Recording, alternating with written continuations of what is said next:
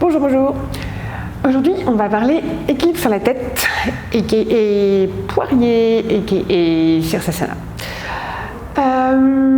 Cette première vidéo est une vidéo sur les bases de l'équilibre sur la tête. Donc, ce dont on va parler, c'est notre fondation, le triangle qu'on va préparer au sol, monter sur la tête. Ensuite, ce qu'il faut pour arriver à monter sur la tête, c'est-à-dire avoir les fesses au-dessus de la tête. Ensuite, on va parler de comment tomber, pourquoi tomber. Et enfin, je vais vous montrer la première étape pour commencer à travailler sur la tête. La chute. Si vous n'êtes jamais allé sur la tête, ou si vous ne voulez pas tomber, ou si votre dos est fragile, après, c'est toujours à vous de choisir si vous voulez pratiquer ou non les équilibres sur la tête. Mais vous pouvez bosser avec un mur juste une fois ou deux pour voir qu'est-ce que ça donne quand je suis sur la tête, comment je me sens, quelles sont les sensations. C'est toujours un peu perturbant d'être la tête à l'envers. Mais à partir du moment où vous voulez travailler l'équilibre sur la tête, que vous voulez trouver votre équilibre sur la tête, il ne faut pas bosser contre un mur. C'est vraiment, si vous bossez contre un mur, vous allez vous jeter contre le mur et ensuite vous décoller du mur et en fait vous ne trouverez jamais votre équilibre. C'est mon conseil personnel. Donc ce qu'on fait, c'est qu'on apprend à tomber. Comment est-ce qu'on tombe? On peut s'entraîner à tomber avec des couvertures.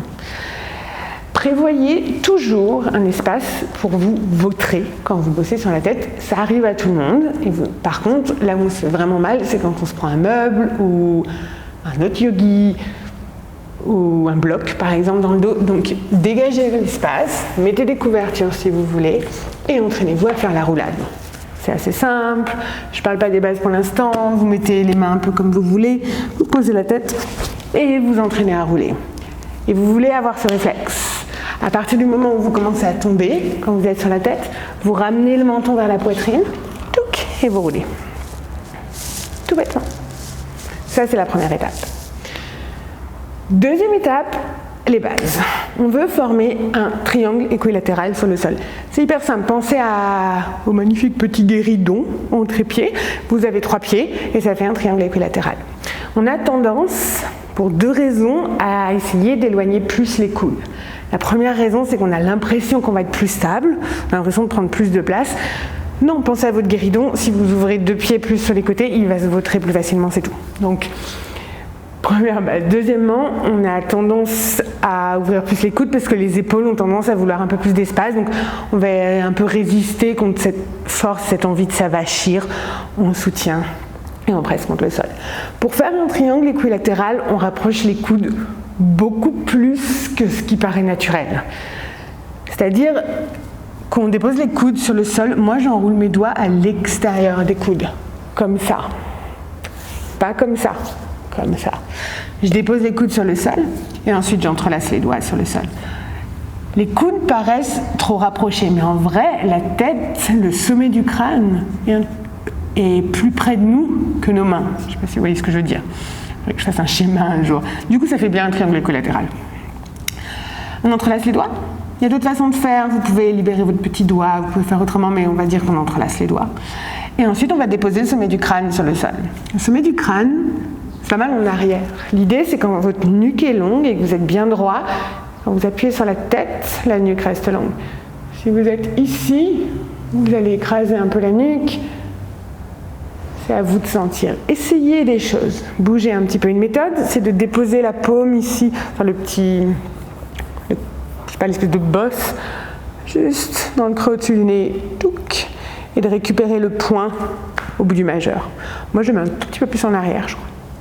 Bref, regardez ce qui fonctionne, comment vous sentez, comment est votre nuque. On enroule, on dépose les coudes, on entrelace les doigts.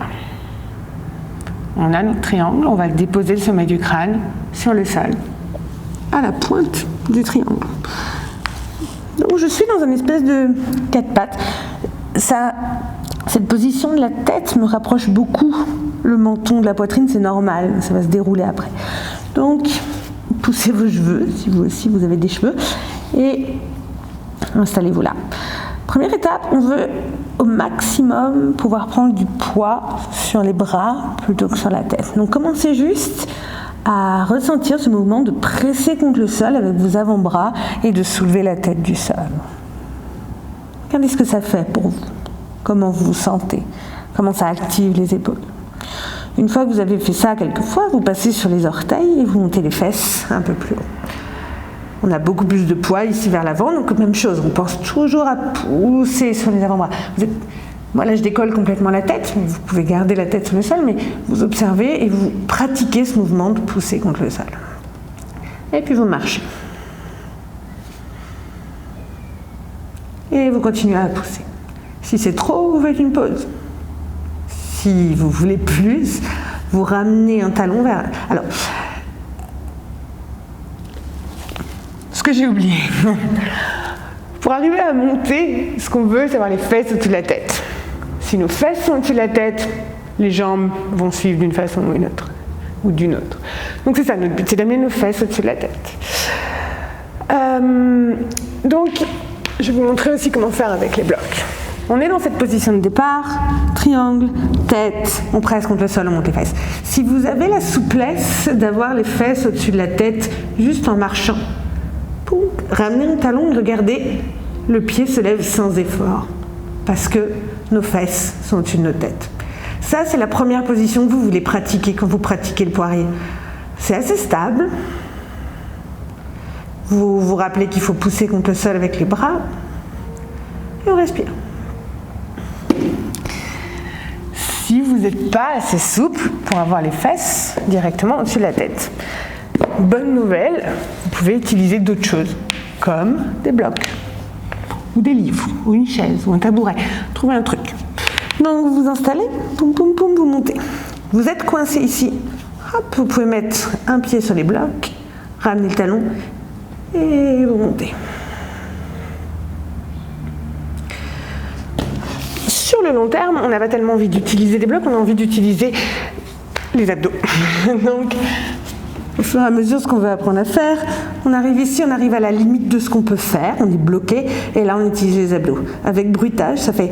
On monte.